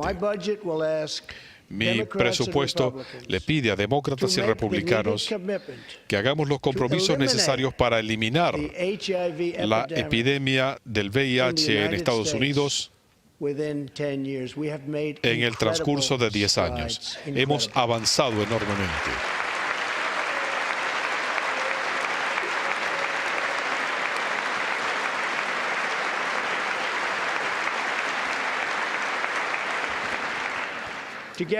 Juntos vamos a derrotar el SIDA en los Estados Unidos y más allá.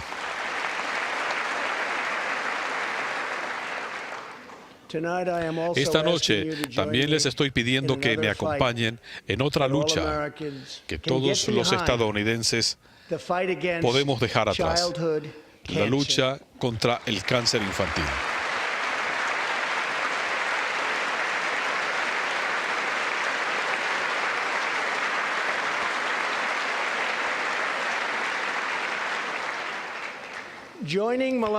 Esta noche, junto con Melania en la galería, está una valerosa chica de 10 años, Grace Elaine. En cada uno de sus cumpleaños,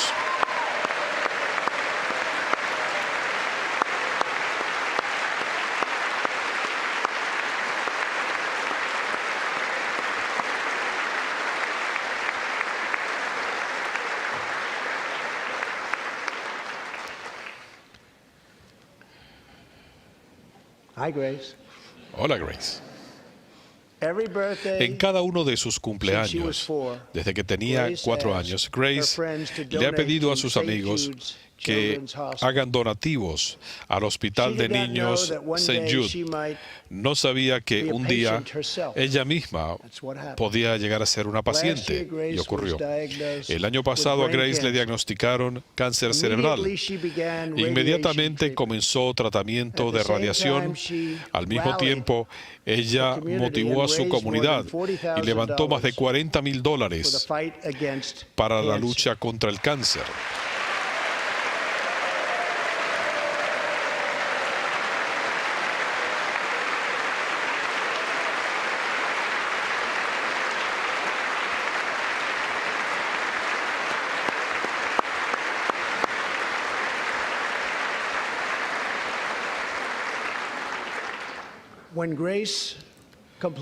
Cuando Grace completó el otoño pasado su tratamiento, sus médicos y enfermeras vitorearon, la adoran. Con lágrimas en los ojos, ella colocó un afiche que decía, último día de quimioterapia.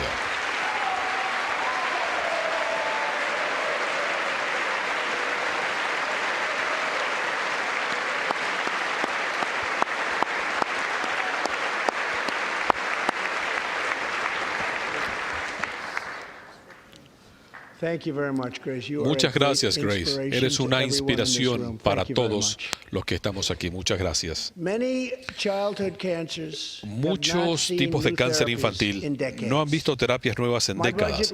Mi presupuesto le pide al Congreso $500 millones en el transcurso de los próximos 10 años para esta investigación para salvar vidas, para ayudar a los padres trabajadores. Ha llegado el momento de aprobar la opción escolar para los niños estadounidenses.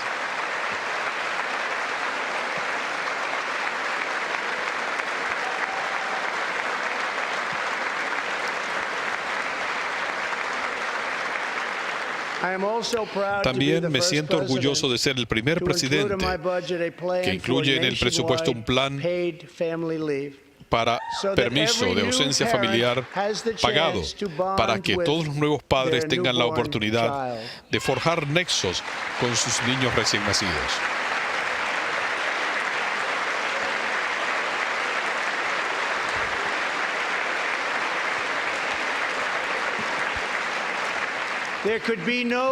No puede haber mayor contraste de esa hermosa imagen de una madre sosteniendo a su recién nacido que lo que vio nuestra nación en días recientes.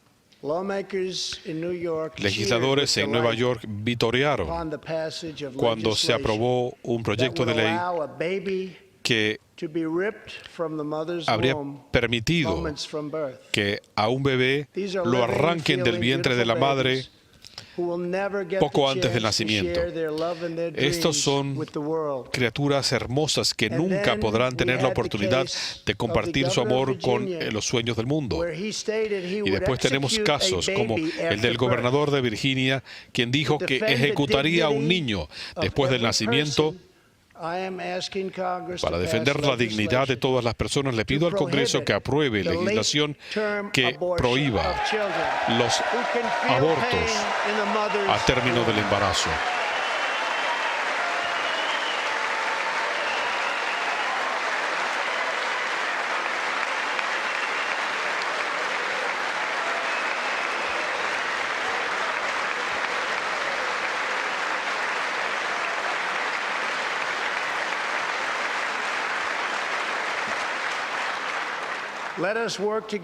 Trabajemos juntos para forjar una cultura que le dé valor a las vidas inocentes.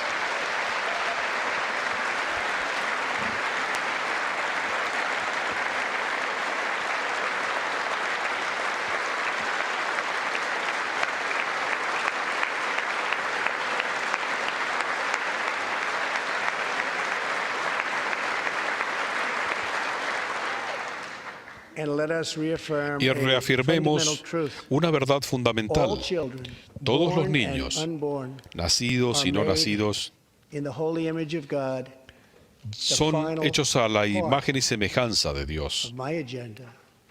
La parte final de mi agenda es proteger la seguridad nacional de Estados Unidos. En los últimos 2 años hemos comenzado a reconstruir las Fuerzas Armadas de Estados Unidos con $700.000 millones el año pasado y $716.000 millones este año. También estamos logrando que otras naciones contribuyan de manera justa. Finalmente.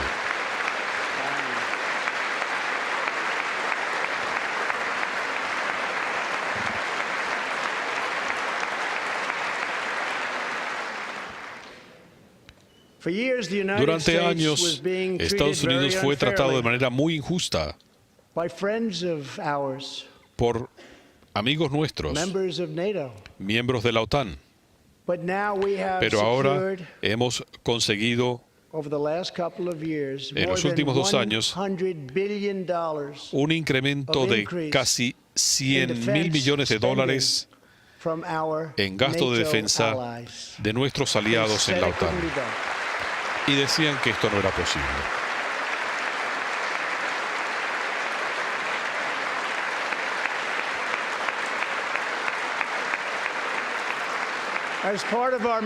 Como parte de nuestra reconstrucción militar, Estados Unidos está desarrollando un sistema antimisiles de vanguardia. Bajo mi gobierno, jamás pediremos disculpas por promover los intereses de Estados Unidos.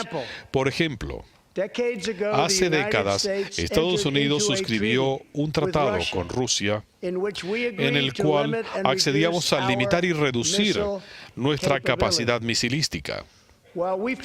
Si bien cumplimos el acuerdo al pie de la letra, Rusia reiteradamente violó sus términos.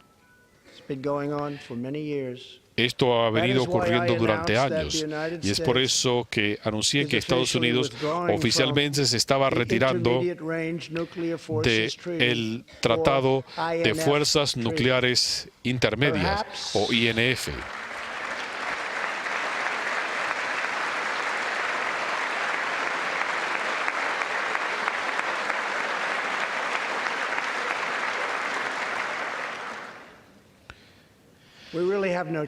No teníamos alternativa. Quizá podremos negociar un acuerdo diferente que incorpore a China y a otros. O quizá no sea posible, en cuyo caso vamos a invertir más e innovar más que todos los demás.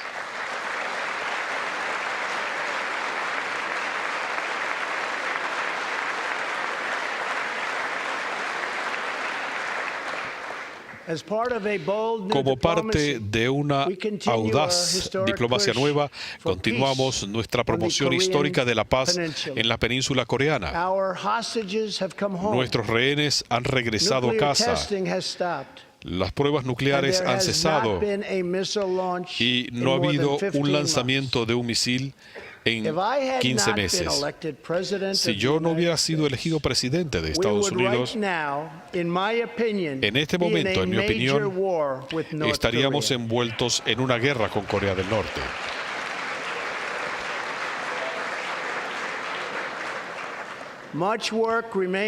Hay mucho trabajo por hacer, pero mi relación con Kim Jong-un es buena. El presidente Kim y yo nos reuniremos nuevamente el 27 de febrero y el 28 en Vietnam.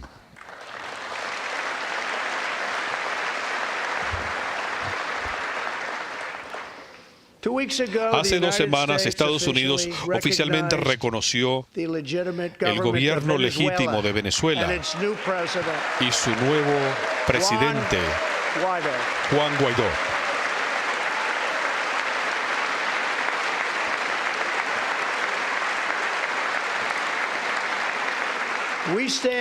Estamos al lado del pueblo de Venezuela en su noble búsqueda de la libertad y condenamos la brutalidad del régimen de Maduro, cuyas políticas socialistas han convertido a esa nación de ser una de las más acaudaladas de Sudamérica en un estado de pobreza y desesperación. Aquí en Estados Unidos nos sentimos alarmados por los llamamientos a adoptar socialismo en nuestro país. Estados Unidos se fundó sobre los principios de libertad e independencia, no de coerción gubernamental, dominación y control. Nacemos libres y seguiremos siendo libres.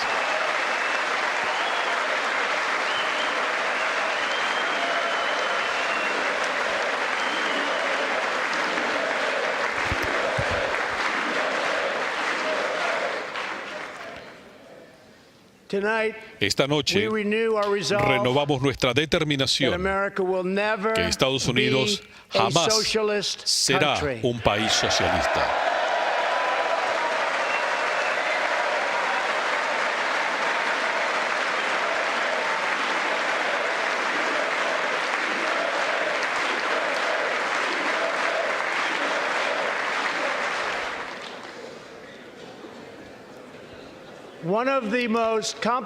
Uno de los retos más complejos que confrontamos, y ha sido así durante años, es en el Oriente Medio.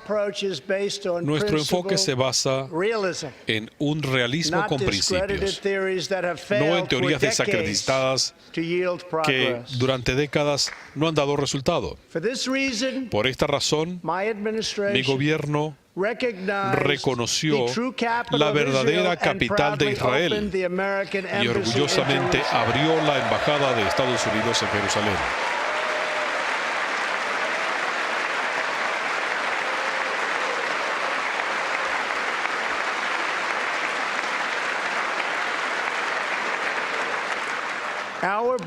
Nuestros valerosos soldados han estado luchando en el Oriente Medio por casi 19 años. En Afganistán e Irak, casi 7.000 héroes estadounidenses han ofrendado sus vidas. Más de 52.000 estadounidenses han sido heridos gravemente.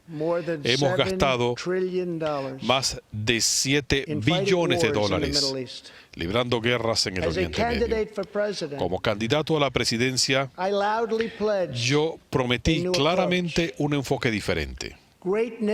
Las grandes naciones no libran guerras interminables.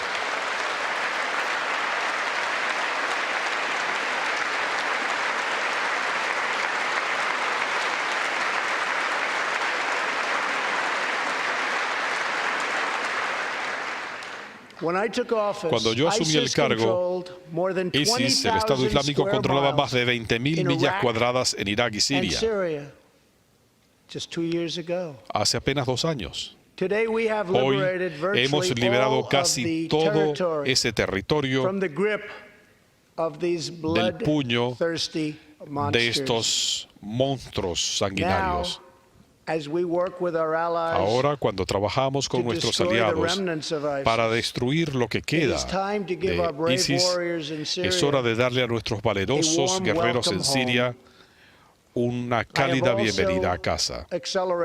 También he acelerado nuestras negociaciones para buscar un avenimiento político en Afganistán.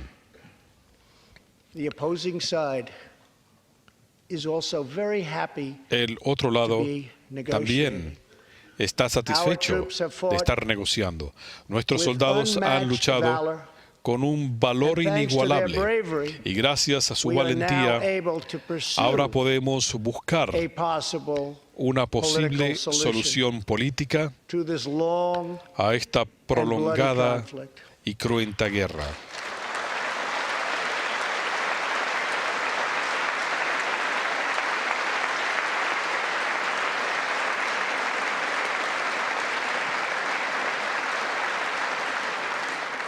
En Afganistán, mi gobierno está sosteniendo conversaciones constructivas con numerosos grupos afganos, incluyendo el Talibán. A medida que avanzamos en estas negociaciones, vamos a poder reducir nuestra presencia militar y concentrarnos en la lucha contra el terrorismo. Y vamos a poner énfasis en la lucha contra el terrorismo.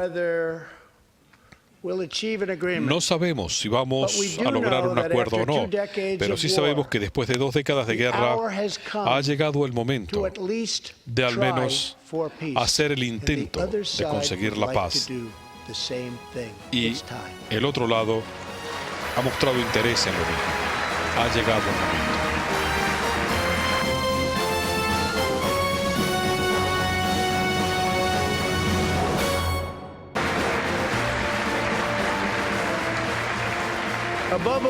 Por encima de todo, amigos y enemigos nunca deben dudar del poderío de esta nación y de la voluntad de defender a nuestro pueblo. Hace 18 años, terroristas violentos atacaron al destructor Cole. Y el mes pasado, fuerzas estadounidenses le dieron muerte a uno de los líderes de ese ataque.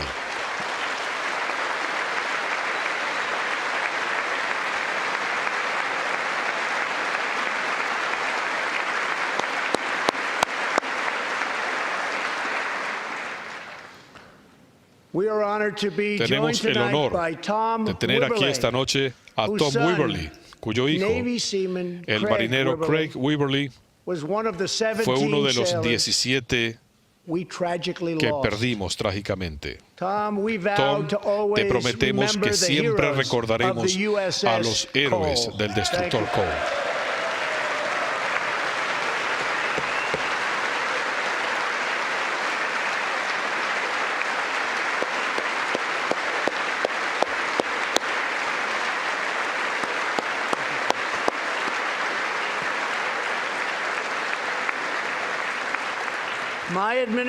Mi gobierno ha actuado de manera decisiva para hacerle frente al principal Estado patrocinador del terrorismo en el mundo, el régimen radical de Irán.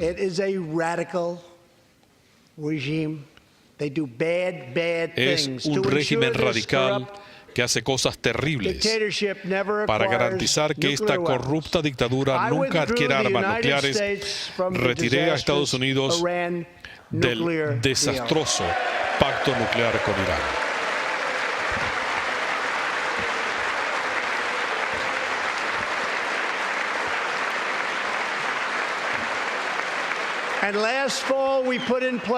Y el otoño pasado impusimos las sanciones más severas que se le hayan puesto a algún país de parte nuestra. No vamos a voltear la vista frente a un régimen que corea consignas de muerte a Estados Unidos y amenaza con genocidio al pueblo judío.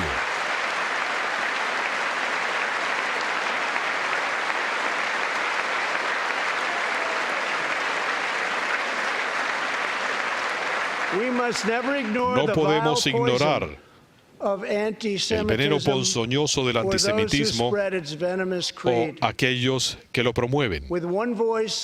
Con una sola voz debemos hacerle frente a este odio donde quiera y cuando quiera que ocurra. Hace solo meses, 11 judíos estadounidenses fueron asesinados de manera terrible en un ataque antisemita en la sinagoga Árbol de la Vida en Pittsburgh. El oficial de SWAT, Timothy Matson, entró en la lucha y fue baleado 7 veces cuando perseguía al asesino. Y tuvo éxito. Timothy acaba de tener su 12ª cirugía y tendrá muchas más. No obstante, pudo unirse a nosotros esta noche. Oficial Matson, por favor.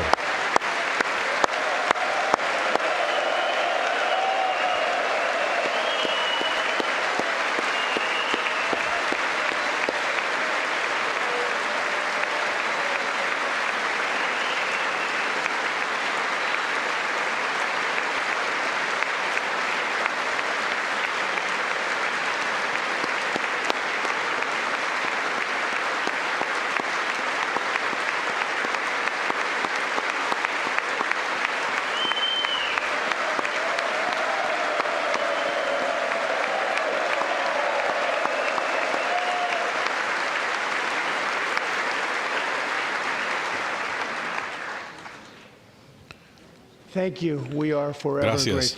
Estamos eternamente agradecidos. Muchas gracias.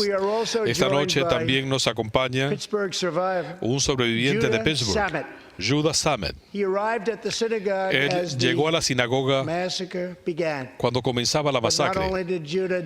No solamente escapó de la muerte en el otoño pasado, hace más de 7 décadas, él apenas si sobrevivió a los campos de concentración nazis.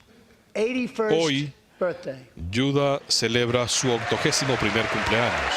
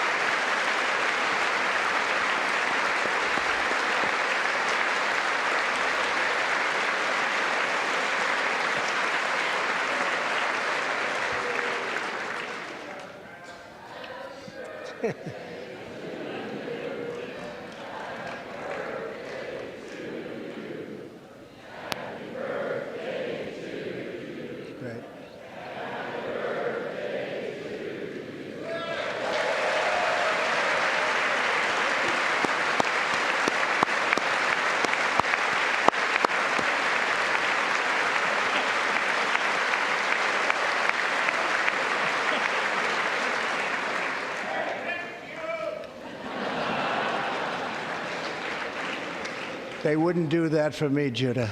Por mí no habrían hecho eso, Judah. Él dice que aún recuerda el momento exacto hace casi 75 años, cuando después de 10 meses en un campo de concentración, cuando él y su familia fueron montados en un tren y les dijeron que iban a otro campo. Intempestivamente el tren se detuvo.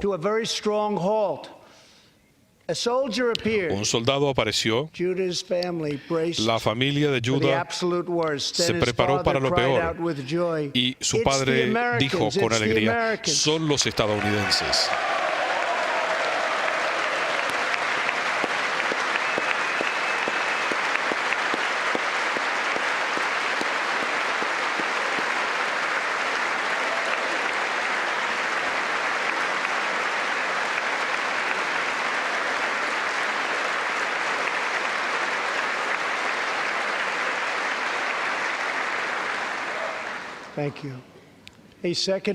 Un segundo sobreviviente del Holocausto nos acompaña esta noche, Joshua Kaufman.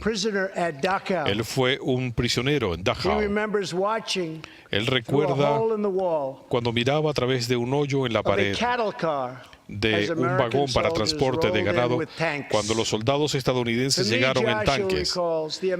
Recuerdo, dice él, que los soldados estadounidenses eran muestra de que Dios sí existe y llegaron desde el cielo.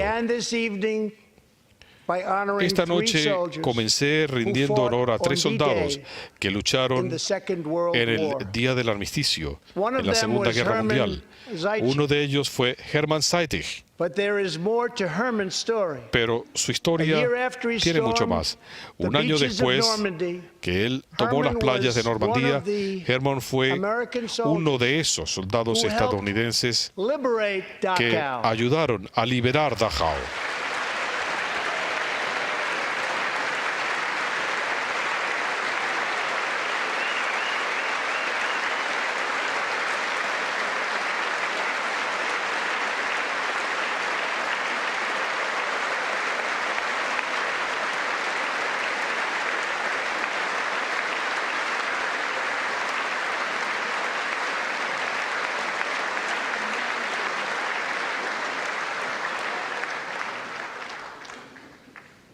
Él fue uno de los estadounidenses que rescató a Joshua de ese infierno en la tierra.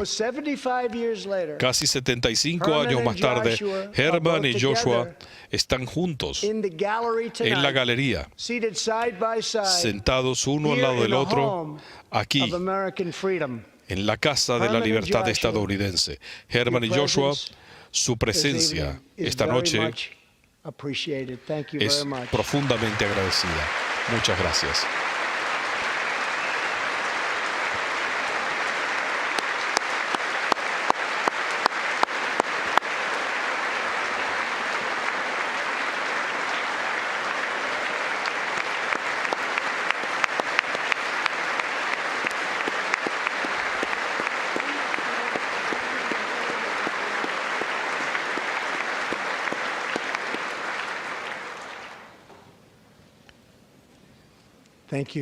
Gracias.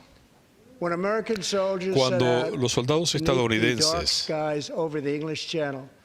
navegaban bajo los oscuros cielos en el Canal de la Mancha en el día de 1944, eran jóvenes de 18 y 19 años en frágiles embarcaciones de desembarco en el momento crucial en la historia de la guerra.